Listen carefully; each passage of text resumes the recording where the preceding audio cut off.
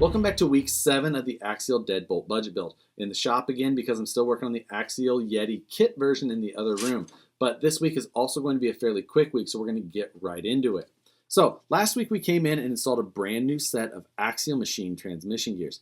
This week we're going to pay a little bit more attention to the placement of the electronics and battery. Now, when we very first started this build, the battery sat in the rear. The first week we moved it up front, but it was raised up. That was to clear the servo as the suspension articulated. Then, later on, we went to a chassis mounted servo. When we did that, we lowered the battery plate down, but we did have to clearance it. That did affect battery placement a little, as we can still run the 2200 milliamp packs that I prefer, but if you run a stick style pack or a hard case LiPo style, you do have to run it on edge, which makes you run the body a little bit higher, which is definitely not my preference. So, this week we're going to install a brand new electronics/battery plate. Now, this is actually made by a friend of mine, Howard, and this is what we're going to install this week. It's a pretty simple little plate, but it will clean things up quite a bit and gives you a ton of mounting options.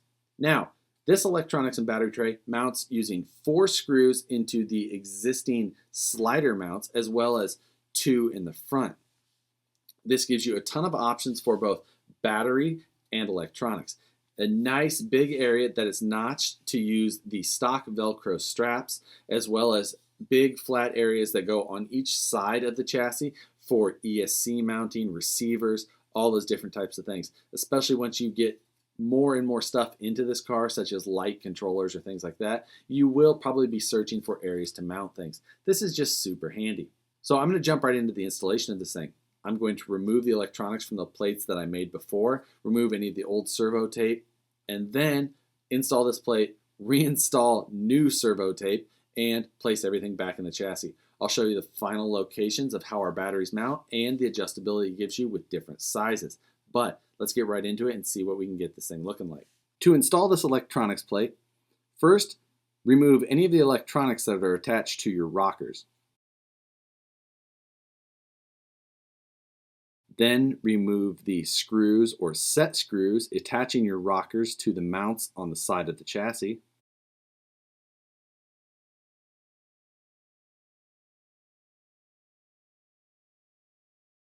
Also remove any front mounted battery plates that you may have.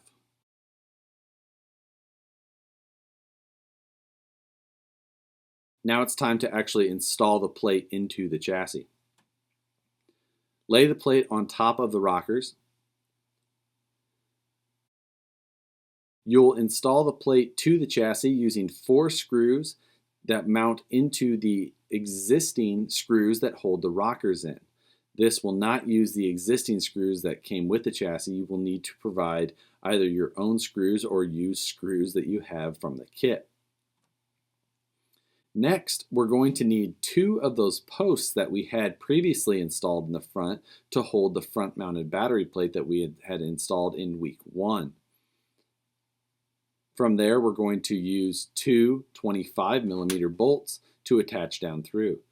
You can use the 2 screws that we had installed during week 1 to hold the battery tray up there, or I'm going to use 2 3mm by 25 cap head screws from a screw loose hardware set. Now, at this point, I'm completely finished up with my installation. I've zip tied all of my wires so they're nice and secure, making sure that they can't get into any of the spinning drive line components that would risk catching them and ripping a wire out. Also, the battery position up front here, I've reinstalled those stock Velcro straps to help secure my battery pack. Now, I typically run these 2200 milliamp 3-cell packs, which still fit nicely up in this area. Now, for a little extra bit of security, I could attach some Velcro to the plate itself as well as my battery pack. Right now, though, I don't think I'm going to need to because these 2 straps hold it pretty secure. Now, these 2200 packs are fairly small. A full-size, stick pack size, or hard case LiPo size battery will fit here with absolutely no issues and still clear the body completely. So, this battery plate really gives you a lot of options.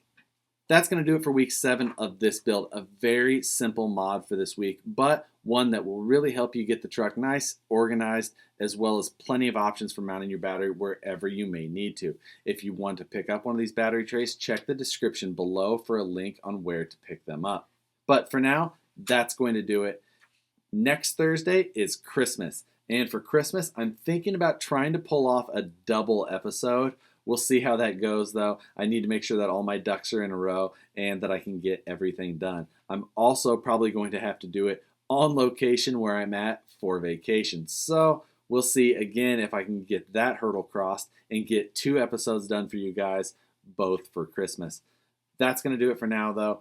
Thanks for watching, thanks for subscribing, and thanks for all the support with this build. But with that, we'll see you guys on the next one.